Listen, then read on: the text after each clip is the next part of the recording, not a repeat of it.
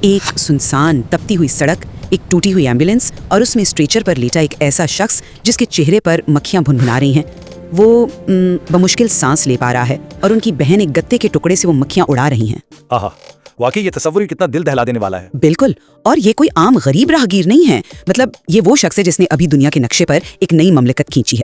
جب ہم بانی پاکستان قائد اعظم محمد علی جناح کے بارے میں سوچتے ہیں نا، تو ہمارے ذہنوں میں اکثر ایک ایسا خاکہ ابھرتا ہے جو ہر انسانی خامی سے پاک، سخت گیر اور جذبات سے بالکل ماورا ہے۔ جی، ایک فولادی انسان کا تاثر۔ صحیح، لیکن محترمہ فاطمہ جناح کی جو شہرہ آفاق تصنیف ہے میرا بھائی، اس کے اوراق ہمیں اسی ٹوٹی ہوئی ایمبولینس تک لے جاتے ہیں اور اس عظیم الشان لیڈر کے پیچھے چھپے ہوئے ایک حساس، دکھی اور جد و جہد کرنے والے انسان سے ملواتے ہیں۔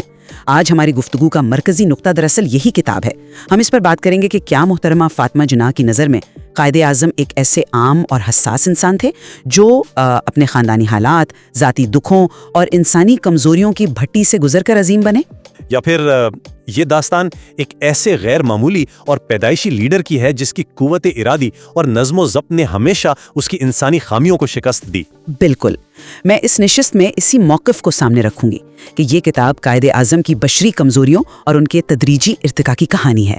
اور میں اس کے جواب میں یہ زاویہ پیش کروں گا کہ کتاب کا بغور مطالعہ ہمیں بتاتا ہے کہ یہ ارتقاء نہیں تھا، بلکہ ایک ایسا جوہر تھا جو ان کے بچپن سے ہی ان کے اندر موجود تھا، ایک ایسا فولادی ارادہ جس نے ہر ذاتی جذبے اور خاندانی بحران پر اپنے عظیم مقاصد کو ہمیشہ ترجیح دی۔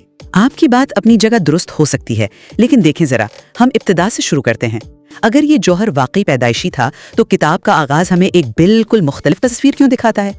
فاطمہ جناح لکھتی ہیں کہ جب محمد علی جناح پیدا ہوئے تو وہ ایک نہایت کمزور، دبلے پتلے اور لاغر بچے تھے، مطلب ان کا وزن معمول سے کئی پاؤنڈ کم تھا۔ جی، والدین یقیناً پریشان ہوں گے۔ بالکل ایسا ہی ہے۔ ان کے والدین ان کی بقا کے لیے اس قدر فکر مند تھے کہ باقاعدہ رسم عقیقہ کے لیے انہیں حسن پیر کی درگاہ پر لے جایا گیا، کیونکہ والدہ نے منت مان رکھی تھی۔ اب ایک لمحے کے لیے اس منظر کو تصور میں لائیں، یہ ایک روایتی، محبت اور خوف میں گھرے ہوئے خاندان کی تصویر ہے۔ صحیح۔ پھر ہم دیکھتے ہیں کہ وہ بچپن میں کتابوں سے دور بھاگتے ہیں، گلیوں میں بچوں کے ساتھ مٹی میں بنٹے کھیلتے ہیں۔ تو میرا ماننا یہ ہے کہ یہ وہ پہلو ہیں جو انہیں ہم اور آپ جیسا ایک عام انسان بناتے ہیں۔ وہ کوئی پیدائشی دیوتا نہیں تھے، وہ ایک ایسے بچے تھے جن کی زندگی پر ان کے والدین کے فیصلوں کا گہرا اثر تھا۔ لیکن یہاں تک کہ انگلستان جانے سے قبل محض والدہ کی ضد پر اور اس روایتی خوف کے تحت کہ کہیں ان کا بیٹا لندن جا کر کسی انگریز لڑکی سے شادی نہ کر لے، ایمی بائی سے ان کی کم عمری میں شادی کر دی گئی۔ کیا یہ سب اس بات کا ثبوت نہیں کہ وہ اپنی بنیاد میں ایک انتہائی حساس اور خاندان سے جڑے ہوئے فرد تھے؟ دیکھیں، میں اس بات سے بالکل انکار نہیں کر رہا کہ ان کا خاندانی پس منظر روایتی تھا، اور یہ بھی سچ ہے کہ ان کی والدہ ان سے بے پناہ محبت کرتی تھیں۔ لیکن آپ جن واقعات کو ان کی کمزوری یا محض ایک عام انسان ہونے کی دلیل بنا رہی ہیں، میں انہیں ان کی غیر معمولی پختگی کے ابتدائی اشاروں کے طور پر دیکھتا ہوں۔ وہ کیسے؟ مطلب بنٹے کھیلنا کون سی پختگی ہے؟ میں بتاتا ہوں۔ آپ نے بنٹے کھیلنے کا ذکر کیا۔ کتاب ہمیں بتاتی ہے کہ جب ان کے والد نے انہیں گلی میں مٹی میں کھیلتے ہوئے ٹوکا اور کہا کہ تمہیں پڑھائی پر دھیان دینا چاہیے، تو اس کم عمر بچے کا جواب کیا تھا؟ انہوں نے کہا تھا کہ وہ کلرک نہیں بننا چاہتے۔ بالکل، اس بچے نے کہا، میں دفتر میں بیٹھ کر محض ایک کلرک نہیں بننا چاہتا، مجھے ایک عظیم انسان بننا ہے۔ اب آپ خود بتائیے، کیا اس عمر کا کوئی عام بچہ اس طرح اپنے مستقبل کو کنسیپچولائز کر سکتا ہے؟ یعنی یہ سوچنا کہ مجھے عظیم انسان بننا ہے، یہ کوئی سکھائی ہوئی بات نہیں لگتی، یہ ان کی اندرونی ڈرائیو تھی۔ ہاں، یہ بات تو ہے۔ اور جہاں تک انگلستان جانے اور شادی کا تعلق ہے، تو لندن پہنچ کر ان کا پہلا بڑا فیصلہ دیکھیں۔ ایک نوجوان جس پر خاندانی دباؤ ہے، وہ لنکنز ان کا انتخاب محض اس لیے کرتا ہے کیونکہ وہاں دنیا کے عظیم قانون دانوں کی فہرست میں پیغمبر اسلام کا نام درج تھا۔ یہ شعور، یہ فیصلہ سازی کا انداز اس بات کی طرف اشارہ کرتا ہے کہ وہ اپنے خاندانی ماحول سے کہیں آگے کی سوچ رکھتے تھے۔ لنکن سے والا نقطہ واقعی اہم ہے، مگر میں آپ کی توجہ اس نفسیاتی کیفیت کی طرف دلانا چاہتی ہوں جس سے وہ اس وقت گزر رہے تھے۔ آپ جیسے اندرونی ڈرائیو کہہ رہے ہیں، میں اسے حالات کے جبر کے تحت ملنے والا ایک زبردست جذباتی دھچکا سمجھتی ہوں۔ جذباتی دھچکا؟ جی ہاں، جب وہ لندن میں تھے تو انہیں یکے بعد دیگرے دو اندوہنا خبریں ملی۔ پہلے ان کی کم عمر بیوی ایمی بائی کا انتقال ہوا، اور پھر وہ والدہ وفات پا گئیں جن سے وہ سب سے زیادہ جڑے ہوئے تھے، مطلب جو ان کا سب سے بڑا سپورٹ سسٹم تھی۔ فاطمہ جناح بتاتی ہیں کہ وہ والدہ ہی تھی جنہیں کامل یقین تھا کہ ان کا بیٹا ایک دن بڑا آدمی بنے گا۔ جی، یہ صدمات تو بہت گہرے تھے۔ بالکل، ان دو اموات نے جناح صاحب کو اندر سے توڑ کر رکھ دیا۔ کتاب اس بات کی گواہ ہے کہ وہ ایک گہرے دکھ اور صدمے میں مبتلا ہو گئے۔ اگر ہم انسان کی نفسیات کو سمجھیں نا تو یہ وہ مقام ہے جہاں ایک شخص اپنے خاندانی رشتوں کی بنیاد پر بکھر جاتا ہے۔ وہ کوئی پتھر نہیں تھے، ان صدمات نے ان کی روح پر گہرے گھاؤ لگائے۔ وہ جو بعد میں ہم ایک حد درجہ سنجیدہ اور ریزرو قسم کے انسان نظر آتے ہیں، اس کے پیچھے دراصل یہی وہ گہرا انسانی دکھ تھا جسے انہوں نے اپنے اندر دفن کر لیا تھا۔ میں آپ کے اس تجزیے سے ایک حد تک متفق ہوں کہ دکھ نے ان پر گہرا اثر چھوڑا، وہ یقیناً ٹوٹے ہوں گے، لیکن یہاں اصل سوال یہ پیدا ہوتا ہے کہ اس دکھ کے بعد ان کا رد عمل کیا تھا، ان کا میکانزم کیا تھا؟ کیا مطلب ہے آپ کا؟ یعنی ایک عام انسان جس کی ماں اور بیوی مر جائے اور ادھر باپ کا کاروبار جو گریہمز ٹریڈنگ کمپنی کے ساتھ تھا وہ دیوالیہ ہو جائے تو وہ کیا کرتا ہے؟ وہ تعلیم ادھوری چھوڑ کر روتا ہوا واپس لوٹ آتا ہے، مگر جناح نے ایسا نہیں کیا۔ انہوں نے اپنے اس گہرے دکھ کو ایک پریشر والو کی طرح استعمال کیا۔ پریشر والو؟ بالکل، بجائے اس کے کہ وہ جذبات کے بوجھ تلے دب جاتے، انہوں نے ایک زبردست نفسیاتی ڈیٹیچمنٹ یا جذباتی لاتعلقی کا مظاہرہ کیا۔ انہوں نے اپنے نام سے بھائی کا لاحقہ ہٹا کر خود کو M.A. جناح کے طور پر متعارف کروایا۔ یہ محض نام کی تبدیلی نہیں تھی، یہ ایک نئی شناخت کی تعمیر تھی۔ اچھا۔ انہوں نے فیصلہ کیا کہ وہ لندن میں ہی رہیں گے، اپنی تعلیم مکمل کریں گے اور اپنے پیروں پر کھڑے ہوں گے۔ یہ ڈیٹیچمنٹ ان کی بے حسی نہیں تھی، بلکہ یہ ان کے مقاصد اور ان کے نظم و ضبط کی وہ جیت تھی جس نے ان کے ذاتی المیے کو ان کی راہ کی رکاوٹ نہیں بننے دیا۔ وہ دکھی ضرور تھے، مگر ان کا ارادہ ان کے دکھ سے زیادہ طاقتور تھا۔ میں پریشر والو والی دلیل کو سمجھ رہی ہوں، مگر مسئلہ یہ ہے کہ ہم اکثر ان کی کامیابی کے آئینے میں ان کی جدوجہد کو دیکھتے ہیں اور اس دوران ان کی انسانی بے بسی کو بالکل ہی نظر انداز کر دیتے ہیں۔ کیسے؟ چلیں لندن کے بعد بمبئی کے ابتدائی سالوں کی بات کرتے ہیں۔ محترمہ فاطمہ جناح نے ان سالوں کی جو تصویر کشی کی ہے وہ ایک فولادی ارادے والے ہیرو کی کم اور ایک انتہائی مایوس اور بے بس نوجوان کی زیادہ لگتی ہے۔ وہ بمبئی میں روزانہ اپنے کمرے سے عدالت تک کئی میل پیدل چل کر جاتے تھے، صرف اس لیے تاکہ ٹریم کا کرایہ بچا سکیں۔ ہاں، یہ تو ان کی سوانح عمری کا ایک مشہور حصہ ہے۔ ذرا اس سماجی اور معاشی حقیقت کا تصور تو کریں، ایک نوجوان مسلمان وکیل برطانوی اور ہندو اکثریت والے شہر میں جس کی جیب خالی ہے اور 3 سال تک اسے کوئی قابل ذکر کیس نہیں ملتا، وہ روزانہ میکفرسن کے چیمبر میں جا کر بیٹھتے ہیں اور شام کو خالی ہاتھ واپس آتے ہیں۔ مطلب یہ کوئی رومانوی جدوجہد نہیں تھی، یہ ایک بقا کی جنگ تھی۔ بالکل بقا کی جنگ تھی، لیکن یہ ان کی کمزوریوں کا دور تھا جب وہ روزمرہ کی ناکامیوں کا سامنا کر رہے تھے۔ وہ حالات کے تھپیڑے کھا رہے تھے اور ان کے پاس کوئی جادوئی چھڑی نہیں تھی۔ یہ وہ پہلو ہے جو ہمیں بتاتا ہے کہ وہ کوئی مافوق الفطرت انسان نہیں تھے، بلکہ محض امید کے سہارے ایک انتہائی مشکل وقت کاٹ رہے تھے۔ آپ نے بمبئی کی اس سخت گرمی اور پیدل چلنے کا جو نقشہ کھینچا ہے وہ بالکل حقیقت ہے، مگر آپ اس حقیقت سے جو نتیجہ اخذ کر رہی ہیں میں اس پر سخت اعتراض کروں گا۔ آپ اسے مایوسی اور بے بسی قرار دے رہی ہیں، جبکہ میں اسے ان کی اصول پسندی کی سب سے بڑی اور کڑی آزمائش کہتا ہوں۔ بے بسی نہیں تھی تو اور کیا تھا؟ جیب میں پیسے نہیں تھے؟ یہ بقا کی عام جنگ نہیں تھی۔ سننے والوں کے ذہن میں یہ سوال آ سکتا ہے کہ اگر وہ اتنے ہی بے بس تھے تو انہوں نے کوئی اور راستہ کیوں نہیں چنا؟ کتابی ہمیں بتاتی ہے کہ اسی قسم پرسی کے دور میں انہیں ایک مستقل سرکاری نوکری، ایک مجسٹریٹ یا کلرک کی پوسٹ کی پیشکش ہوئی تھی، جس کی تنخواہ 1500 روپے ماہوار تھی۔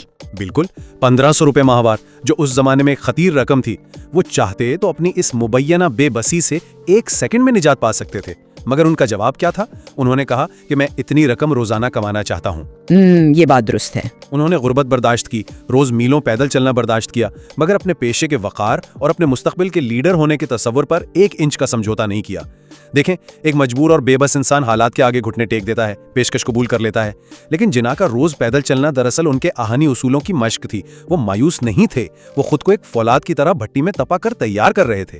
یہ ان کا شعوری فیصلہ تھا، حالات کا جبر نہیں۔ چلے میں آپ کی اس بات کو ایک لمحے کے لیے تسلیم کر لیتی ہوں کہ بمبئی میں وہ جو کچھ کر رہے تھے وہ ان کا شعوری فیصلہ تھا اور وہ فولاد بن رہے تھے، لیکن جب ہم کتاب کے آخری حصے پر آتے ہیں، زیارت سے کراچی تک کے ان کے آخری ایام، تو وہ فولاد کہاں چلا جاتا ہے؟ یہ ایک بہت حساس اور تکلیف دہ حصہ ہے۔ تب تو انسان کا جسم ہی جواب دے جاتا ہے نا۔ محترمہ فاطمہ جناح نے اس حصے میں جو تفصیلات دی ہیں وہ قاری کو رلا دیتی ہیں۔ ایک ایسا شخص جس نے ایک قوم کو جنم دیا، وہ پھیپھڑوں کے عارضے میں اس قدر کمزور ہو چکا ہے کہ چلنے پھرنے سے قاصر ہے۔ راتوں کو کھانسی کے طویل دورے پڑتے ہیں۔ ڈاکٹر الہی بخش اور ڈاکٹر ریاض علی شاہ کی تشخیص ہوتی ہے۔ جی۔ اور پھر وہ منظر جسے میں نے اس نشست کا آغاز کیا تھا، ماڑی پور ایئر بیس سے گورنر جنرل ہاؤس جاتے ہوئے ایمبولینس کا خراب ہو جانا۔ فاطمہ جناح لکھتی ہیں کہ وہ ایک سنسان سڑک پر حبس زدہ گرمی میں اپنے بھائی کے چہرے سے مکھیاں اڑا رہی تھی۔ کیا اس منظر سے بڑی انسانی بے بسی کوئی اور ہو سکتی ہے؟ واقعی جب انسان کے اندر کے آزاد دم توڑ رہے ہوں तो सारी उसूल पसंदी धरी की धरी रह जाती है। ये मंजर चीख चीख कर कह रहा है कि तारीख का धारा मोड़ने वाला ये अजीम इंसान आखिरकार एक इंतहाई कमजोर और बेबस जिस्म का कैदी था। उनका इरादा जितना भी मजबूत क्यों ना हो, उनकी बशरी हकीकत उन पर गालिब आ चुकी थी। मैं आपकी इस बात से 100% इत्तिफाक करता हूं कि वो मंजर इंतहाई तकलीफदेह है और कोई भी हसास इंसान इसे पढ़कर जज्बाती हुए बगैर नहीं रह सकता। लेकिन आप फिर जिस्म की कमजोरी को रूह की कमजोरी से उलझा रही हैं। कैसे उलझा रही हूँ? क्या कुव्वते इरादी का मतलब यह है कि इंसान को बीमारी नहीं लग सकती? हरगिज नहीं। आप जरा इसी जियारत के बाब के एक और वाक़े पर गौर करें। फातिमा जिना लिखती हैं कि जब डॉक्टर्स उनका मुआयना करने आए और उनकी हालत इंतहाई तशवीशनाक थी तो उन्हें बिस्तर से उठने में शदीद तकलीफ हो रही थी। जी, वो बहुत कमजोर थे। इसके बावजूद कायदे आजम ने सुलटों वाला पजामा पहनने से इनकार कर दिया। उन्होंने जिद की कि उन्हें नया और इस्त्रीशुदा सूट पहनाया जाए। अब जरा इसके पीछे छिपी नफ्सियात और मैकेनिज्म को समझें। जब इंसान के अंदर के आज़ाब फेल हो रहे होते हैं, जब उसे मालूम होता है कि मौत दस्तक दे रही है और जिस्म पर उसका कोई इख्तियार नहीं रहा, तो वो उन चीजों पर काबू पाने की कोशिश करता है जो अब्यूज के दायरे इख्तियार में हो।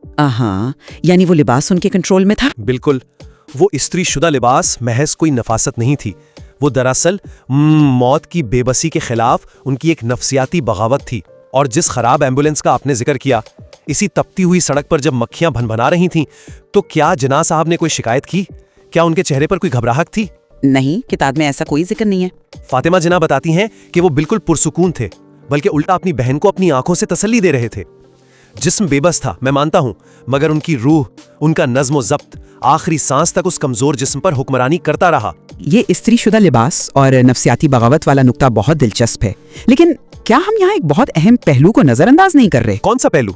आप जिस पुरसुकून रवैये और डिसिप्लिन को उनकी फौकुल फितरत ताकत बनाकर पेश कर रहे हैं, क्या वो दरअसल उनके अंदर के इंसान का एक शदीद खौफ नहीं था? खौफ? कायदे आज़म और खौफ? जी हाँ, मोहतरमा फातिमा जिना ने ये राज आश्कार किया है कि उन्होंने अपनी तपे दग यानी कीबी की बीमारी को किस तरह बरसों तक दुनिया से छुपाए रखा।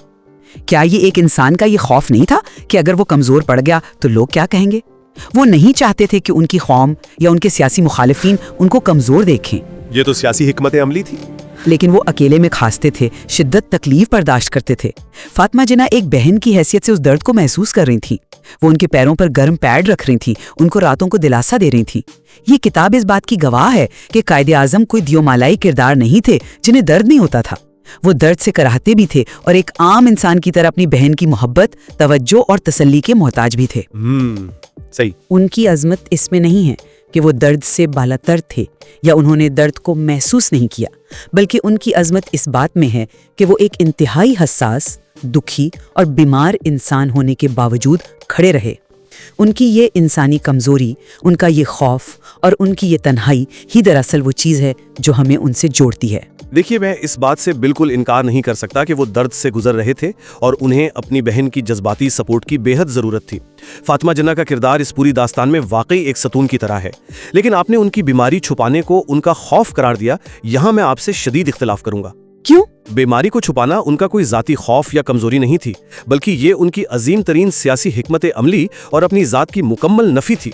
आप इसे कमजोरी छुपाने की कोशिश कह रही हैं, जबकि दर हकीकत ये एक लीडर का अपनी कौम के लिए वो आखिरी और सबसे बड़ा बलिदान या कुर्बानी थी जिसकी मिसाल तारीख में कम ही मिलती है। वो किस तरह? जरा इस वक्त के सियासी हालात को समझें। वो अच्छी तरह जानते थे कि हिंदुस्तानी क़ियादत और अंग्रेज़ वॉइस राय इस इंतज़ार में है कि जिना मंजर से हटे और पाकिस्तान का मुतालबा खुद ब खुद दफन हो जाए।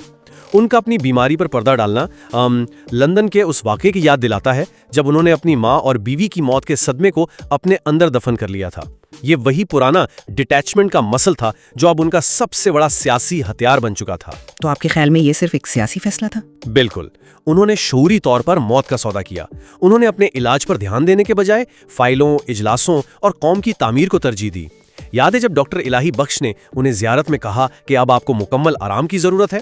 उनका जवाब क्या था? उन्होंने कहा था कि उनका काम मुकम्मल हो गया है। जी, उन्होंने निहायत सुकून से कहा, मैंने अपना काम मुकम्मल कर लिया है। ये किसी खौफजदा इंसान का जुमला नहीं है, ये उस शख्स का ऐलान है जो अपने मकसद को अपनी ज़िंदगी पर फ़ौक़ियत दे चुका हो। ख़ानदानी और जिस्मानी चैलेंजेस महज वो कैनवस थे जिस पर उनकी क़ुव्वत इरादी की तस्वीर उभर कर सामने आई। अच्छा, अगर हम इसकी मज़ीद गहराई में जाएं और सियासी हिकमत अमली से हटकर खालिस्तान एक बहन और भाई के रिश्ते के ज़ाविये से देखें, تو محترمہ فاطمہ جناح نے کتاب میں جا بجا ان کے تنہائی کے لمحات کو جس طرح قلم بند کیا ہے نا، وہ انہیں ایک پبلک فگر یا لیڈر کے مقام سے اتار کر ہمارے درمیان لا کھڑا کرتا ہے۔ ہاں، رشتوں کی نزاکت تو ہے۔ سیاسی کامیابیوں کے باوجود ایک انسان کے اندر جو خلا ہوتا ہے، کتاب اسے بڑی خوبصورتی سے عیاں کرتی ہے۔ ایک موقع پر فاطمہ جناح لکھتی ہیں کہ جب وہ اپنے بچپن کی باتیں یاد کرتے تھے، اپنے گاؤں، اپنے والدین اور ان ابتدائی دوستوں کو، تو ان کے چہرے پر ایک عجیب سی نرمی اور اداسی چھا جاتی تھی۔ جی، یہ قدرتی بات ہے۔ ہم سب نے قائد اعظم کی تصاویر دیکھی ہیں، وہ سخت گیر چہرہ، وہ گہری آنکھیں جو ہمیشہ ایک فاصلہ قائم رکھتی محسوس ہوتی ہیں، مطلب ایک روباب شخصیت۔ لیکن کتاب ہمیں بتاتی ہے کہ ایک بہن کی نظر سے وہ ہمیشہ ایک ایسا بھائی تھا جس نے بہت چھوٹی عمر سے ہی خاندانی اور پھر قومی ذمہ داریوں کا اتنا بھاری بوجھ اٹھا لیا تھا کہ اس بوجھ نے ان کی مسکراہٹ چھین لی، اور یہی بوجھ ان کی شخصیت کو اس حد تک سنجیدہ کر گیا کہ لوگ انہیں مغرور یا سرد مہر سمجھنے لگے۔ لیکن فاطمہ جناح نے اس تاثر کو توڑا ہے۔ بالکل توڑا ہے۔ انہوں نے دکھایا ہے کہ اس سخت سوٹ اور ٹائی کے خول کے اندر ایک انتہائی نرم اور حساس دل دھڑکتا تھا، جو اپنے ماضی سے، اپنے لوگوں سے اور اپنی تنہائیوں سے جڑا ہوا تھا۔ میں آپ کے اس تجزیے کی خوبصورتی اور اس کی گہرائی کو تسلیم کرتا ہوں۔ واقعی فاطمہ جناح کی کتاب میرا بھائی کی سب سے بڑی کامیابی ہی یہ ہے کہ وہ اس سنگلاخ قلعے کے اندر جھانکنے کا موقع دیتی ہے جسے دنیا قائد اعظم محمد علی جناح کے نام سے جانتی ہے۔ میں ایک لمحے کے لیے بھی اس بات سے انکار نہیں کروں گا کہ ان کے اندر ایک ایسا انسان موجود تھا جو یادوں، رشتوں اور تنہائی کی حدت محسوس کرتا تھا۔ جی، لیکن میری دلیل کا محور ہمیشہ سے یہ رہا ہے کہ انہوں نے کبھی بھی ان جذبات کو، اس نرمی کو یا اس اداسی کو اپنے فیصلوں پر اثر انداز نہیں ہونے دیا۔ جب فیصلے کی گھڑی آتی تھی، چاہے وہ بامبے کی سڑکوں پر ایک غریب وکیل کی حیثیت سے ہو یا زیارت میں موت کے بستر پر ایک گورنر جنرل کی حیثیت سے، تو جناح کا وہ فولادی ارادہ ہی تھا جو سب پر بھاری رہتا تھا۔ ہاں، ارادہ تو ان کا غیر متزلزل تھا۔ جو ارادہ بچپن میں بنٹے کھیلنے سے انکار سے شروع ہوا تھا نا، وہ بیماری کے بستر پر استری شدہ لباس کی ضد تک قائم رہا۔ فاطمہ جناح نے اس تضاد کو حیرت انگیز مہارت سے پیش کیا ہے کہ کس طرح ایک جسمانی طور پر نحیف اور جذباتی طور پر تنہا شخص اپنے ارادوں اور اپنے ویژن میں ہمالیہ سے بھی زیادہ بلند تھا۔ وہ ایک ایسے انسان تھے جنہوں نے اپنی شرائط پر دکھ بھی سہے اور اپنی شرائط پر تاریخ بھی رقم۔ اور شاید یہی اس بحث کا سب سے خوبصورت اور منطقی اختتام ہے جس پر ہم آج کی اس گفتگو کو سمیٹ سکتے ہیں۔ ہم نے اس نشست میں دیکھا کہ محترمہ فاطمہ جناح کی نظر میں میرا بھائی محض ایک سیاسی داستان نہیں ہے، بلکہ انسانی نفسیات، جدوجہد اور ارتقاء کی ایک بھرپور کہانی ہے۔ میرا موقف یہ رہا ہے کہ جناح صاحب کی بشری کمزوریاں، ان کے ذاتی دکھ، بمبئی کی سڑکوں پر ان کی طویل اور کٹھن مسافت اور زیارت کی سرد راتوں میں ان کی خاموش کھانسی، یہ سب مل کر ان کی عظمت میں کمی نہیں کرتے بلکہ اسے کئی گنا بڑھا دیتے ہیں۔ بالکل ایسا ہی ہے۔ ایک ایسا انسان جو اندر سے ٹوٹا ہوا ہو، جو جسمانی طور پر کمزور ہو، اور پھر وہ ان تمام خامیوں کے باوجود ایک قوم کی تقدیر بدل دے، وہ اس خیالی ہیرو سے کہیں زیادہ متاثر کن ہے جو پیدائشی طور پر ہر کمزوری سے پاک ہو۔ صحیح۔ اور میرا موقف اس گفتگو کے دوران یہی رہا ہے کہ کتاب کا بغور مطالعہ ثابت کرتا ہے کہ ان کی زندگی میں درپیش آنے والے صدمات، کمزوریاں اور چیلنجز محض وہ پس منظر تھے جن کے سامنے ان کا غیر معمولی ڈسپلن اور قوت ارادی زیادہ روشن ہو کر سامنے آئی۔